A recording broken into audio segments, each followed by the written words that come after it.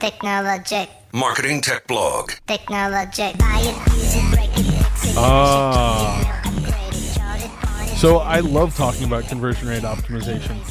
You know that, right? I see the passion in your voice, in your face. It is I am constantly stressing this to clients. Like a lot of our clients, even if their site is not getting a lot of search engine results, they're still getting enough visitors that if they just optimize the site, and you nailed it. One of the things that you said was, I always tell clients the site is not for you. Yeah. It's not for you. It's for your customer.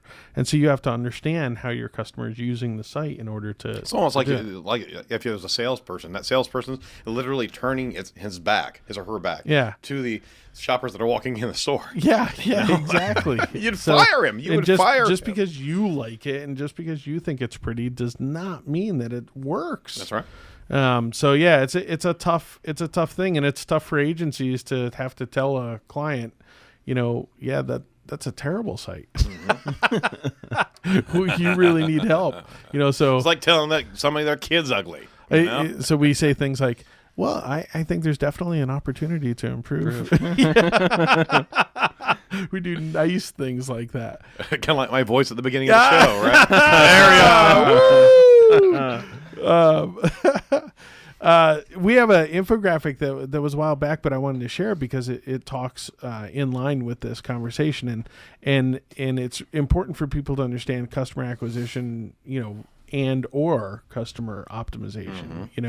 That conversion optimization is not necessarily, like you said, getting more people in the funnel. Conversion rate optimization is taking the existing people that are on your site and doing a better job of managing them to a conversion.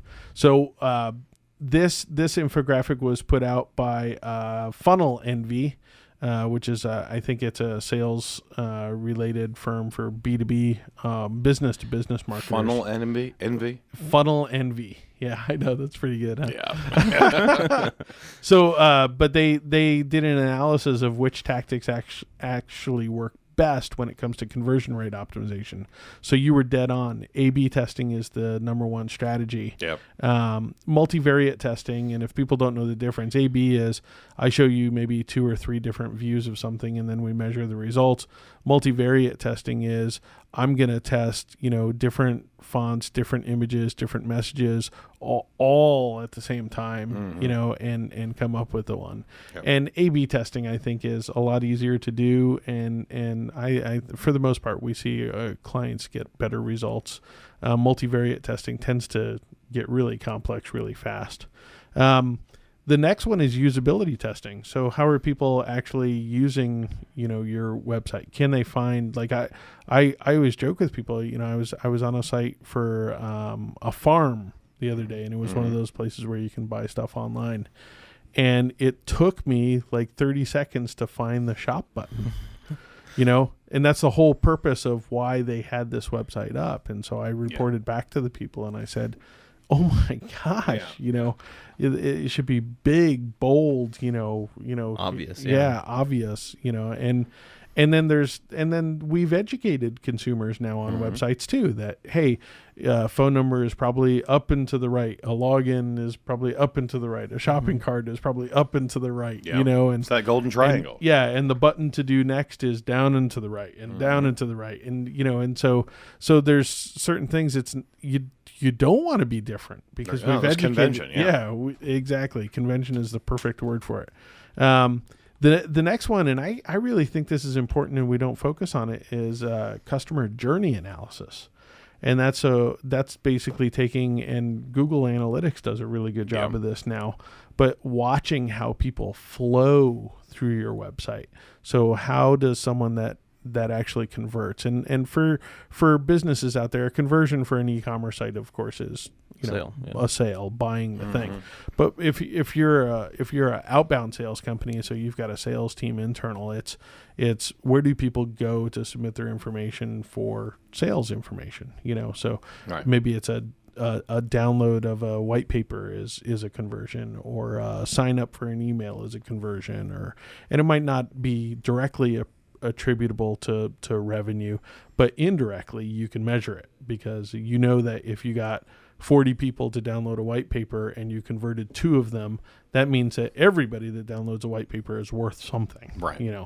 In the end. And you start getting those metrics, and all of a sudden it's a scalable aspect. Is that okay? Then I can put more value, more traffic into this environment. Now I know I've got a predictive amount of transactions there. Exactly, and it helps you when you watch how people go through your site. It also helps you. What we see a lot of the times is there's a gap. There's a gap between someone landing on any page. Remember that, your homepage is not where people land. Oh, it's typically an Can internal. you repeat that again, please? Your homepage is not where people land. But that's my home. We can't stress that enough. Yeah, and so when they land on an internal page on your site, maybe it's your leadership team because they searched for someone that works at your company. Right. What is there to take them to the next level? Yep. What is there to take them to more information, to download, to call, to whatever? And so it's very important for you to start thinking about how people flow through your website. It's not unlike a store, right?